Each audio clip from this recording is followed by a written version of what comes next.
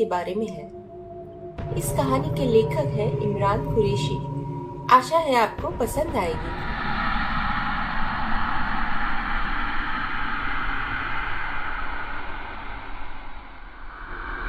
हाय, मेरा नाम राजीव है। जो घटना मैं आज आपके साथ शेयर करने जा रहा हूं, ये मेरे साथ 2015 में घटी थी। नोएडा में मेरी एक अच्छी जॉब लगी थी और मुझे वहां स्टे करने के लिए एक घर की जरूरत थी। मैं वहां नया था, इसलिए मेरे ऑफिस में मेरे साथ काम करने वाले इश्मित ने मुझे एक बिल्डिंग में फ्लैट दिलवाया।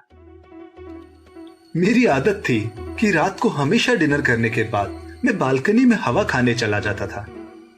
उस दिन भी मैं हमेशा की तरह डिनर करके बालकनी में जाके खड़ा हो गया।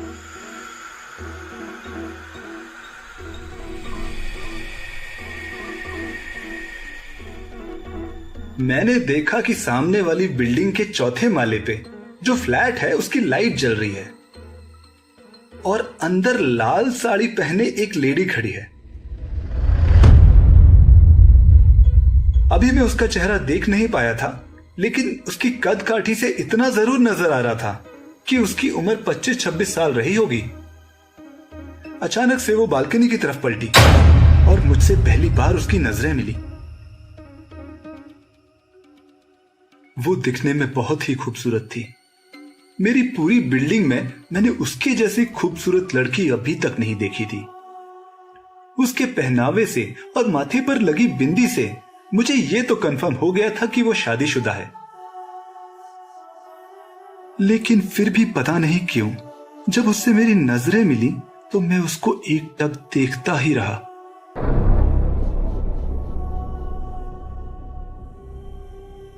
उसने थोड़ी देर मुझसे नजरें मिलाई और फिर अंदर जाकर लाइट्स बंद कर ली।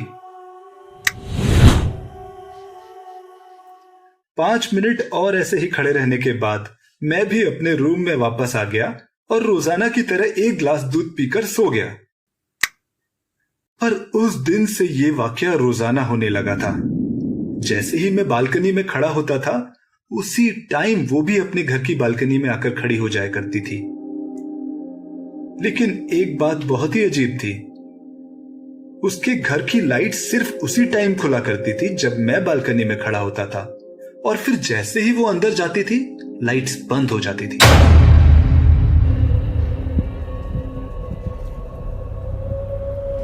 आप देख रहे हैं थ्रिलर टेल्स।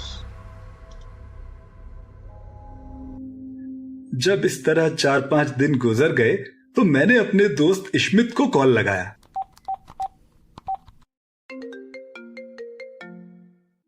इश्मित, तुझसे कुछ जरूरी बात करनी थी यार।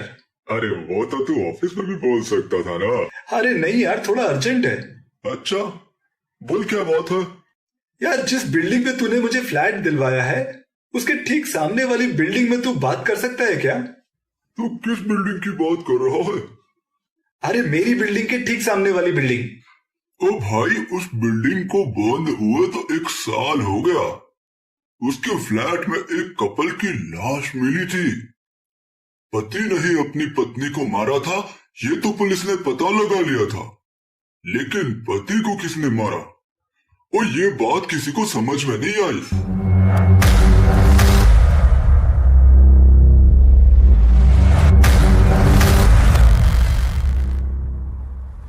ये तो क्या कह रहा है? उस बिल्डिंग में एक फ्लैट है जिसकी लाइट्स रोजाना रात को खुलती है और एक लेडी भी उसमें नजर आती है। अरे नहीं, ऐसा तो हो ही नहीं सकता, क्योंकि उन दोनों की मौत के बाद वहां रह रहे लोगों को रात के टाइम रोने और चिल्लाने की भयानक आवाजें सुनाई देती थी। इस वजह से एक एक करके उस बिल्डिंग के सारे लोग फ्लैट खाली करके चले गए। बस तभी से वो बिल्डिंग बंद है।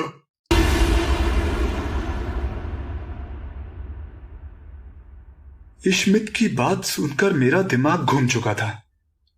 मैंने कॉल कट किया और सोचने लगा, अगर वो बिल्डिंग बंद है तो फिर उस घर की लाइट्स कैसे खुल जाती है? और वो लेडी कौन है? डिनर के बाद मैं बालकनी में जाकर खड़ा हो गया। उस दिन भी थोड़ा देर खड़ा रहने के बाद उसके फ्लैट की लाइट्स ऑन हुई। मैंने देखा कि आज वो काली साड़ी में खड़ी है। आज वो और भी ज्यादा खूबसूरत नजर आ रही थी। तभी मैंने देखा कि एक आदमी जो लगभग मेरी उम्र का था उसके सामने आकर खड़ा हो गया। वो एक दूसरे से बात करने लगे। वो क्या बात कर रहे थे वो तो मैं सुन नहीं सकता था, लेकिन देखने में ऐसा लग रहा था कि शायद वो झगड़ा कर रहे हैं। शायद ये इसका हस्बैंड है, लेकिन इतने दिनों से ये कहां था? मैंने देखा कि उस आदमी ने उस लेडी को 2 थप्पड़ लगाए और फिर उसे धक्का देकर जमीन पर गिरा दिया। फिर मैं ये देख के चौंक पड़ा कि उस आदमी ने टेबल से चाकू उठाया और उस लेडी की तरफ बढ़ने लगा। ये देखते हुए मेरा गला सूखने लगा था। अब आगे क्या होने वाला था? वो लेडी रोते रोते उसको देख रही थी और वो धीरे धीरे उसकी तरफ बढ़ रहा था। जैसे ही उसने उस लेडी को चाकू मारने के लिए हाथ ऊपर किया, मेरे मुंह से निकल गया, नहीं। मेरे चिल्लाते ही उस फ्लैट की लाइट्स अपने आप बंद हो गई और फिर वहां हमेशा की तरह ही अंधेरा हो गया। लेकिन मुझे एक अजीब सी बेचैनी सी होने लगी थी। क्या उस आदमी ने उस लेडी को मार दिया होगा? कमरे की लाइट्स अपने आप बंद कैसे हुई? मेरे मन में कई सवाल आ रहे थे।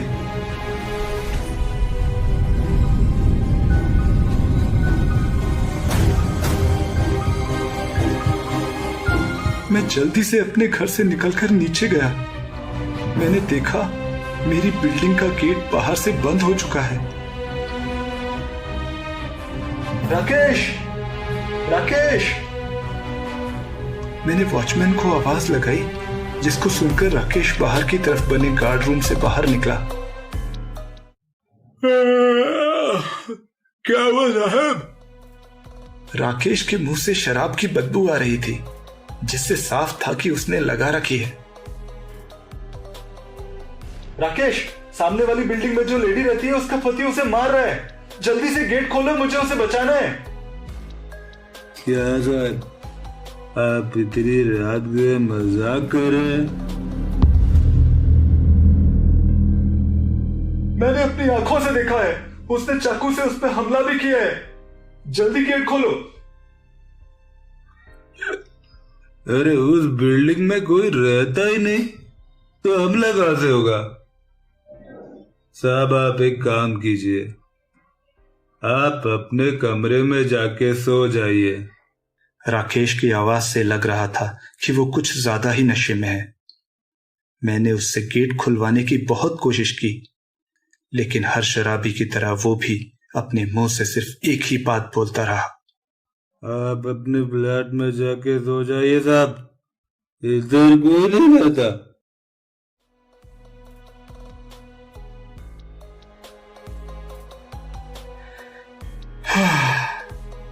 आखिरकार उससे हार कर मैं वापस अपने फ्लैट में गया और बेडरूम में जाकर कुर्सी पर बैठ गया। 12 बज चुके थे और मेरा सोने का बिल्कुल भी मन नहीं था। बस दिमाग उसी तरफ लगा था। सोच में डूबे हुए कब 2 घंटे निकल गए और मुझे पता ही नहीं चला। अब मुझे झपकी आने लगी थी, तो मैंने टेबल पर ही अपना हेड डाउन कर लिया और मेरी आंखें अपने आप बंद हो गईं।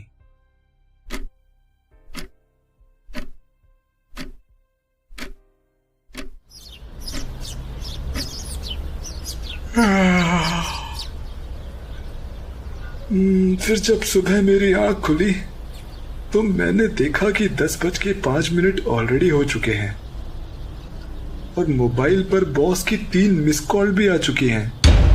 मैं जल्दी से तैयार हुआ और ऑफिस के लिए निकल गया। पूरे दिन मेरे दिमाग में चलता रहा कि उस लेडी का क्या हुआ होगा। जब मैं रात को घर पहुंचा तो फिर से डिनर के बाद हमेशा की तरह बालकनी में जाके खड़ा हो गया। उस रात उसके घर की लाइट्स उस टाइम नहीं खुली। फिर मैं थोड़ी थोड़ी देर बाद बालकनी में झांककर देखने लगा कि कब वो नजर आएगी।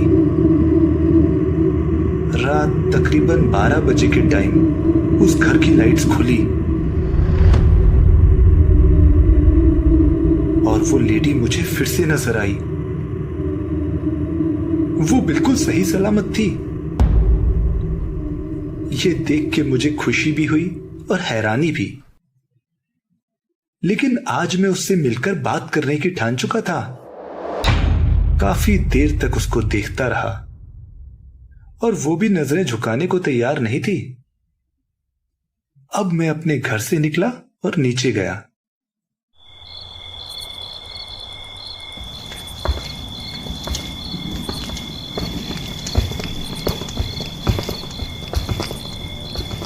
मैंने देखा कि गेट बंद है और राकेश भी नजर नहीं आ रहा। शायद वो गार्ड रूम के अंदर होगा।